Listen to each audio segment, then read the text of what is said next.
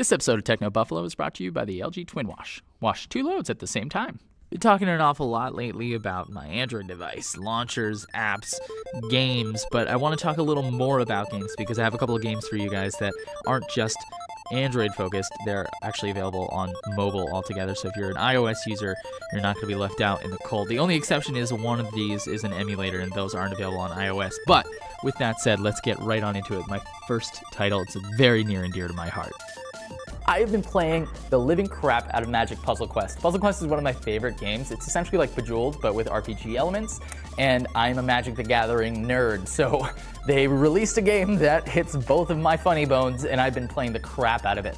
It is a little grindy. It is definitely one of those games that they want you to put a little bit of real money into, but they did a pretty good job of making sure it's well balanced enough that you feel like you're making good progress, and it is fun enough to play that you don't really mind how grindy it is. So if you like puzzles, if you like Bejeweled, you like RPG stuff, check out Magic Puzzle Quest. Just don't be fooled. Not all of the Puzzle Quest games are worth checking out. I don't care for the Adventure Time one, and there are a handful of it, like the Marvel one is not all that good. One of my favorite games that I started playing literally today is Dark Echo. I picked it up when it was on sale over for Black Friday. It's a top-down game. All you do, it's a black screen. All you do is you play as a pair of footsteps, and as you walk, the sound bounces off the walls around you. It's all top-down. You've got to figure out how to make your way to the exit and avoid all of the obstacles without being able to see anything. The only thing you can do is move your character or stomp on the ground so that you can see your surroundings. It's a lot of fun, and it really needs to be played with headphones on and the volume turned up. So the next time you find yourself at home, you can't sleep, it's dark, put on your headphones, pop in some Dark Echo, and play around for a little while.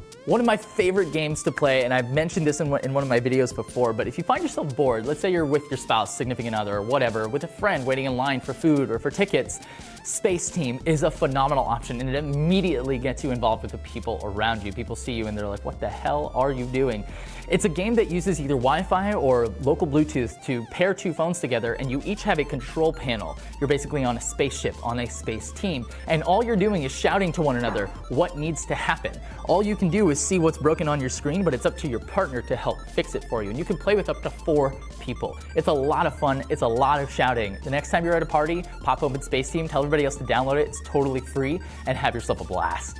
Most recently, this came out literally today, but it is an anticipated title for me. I have to be honest, I have not played it, so it could be awful because it literally just came out today.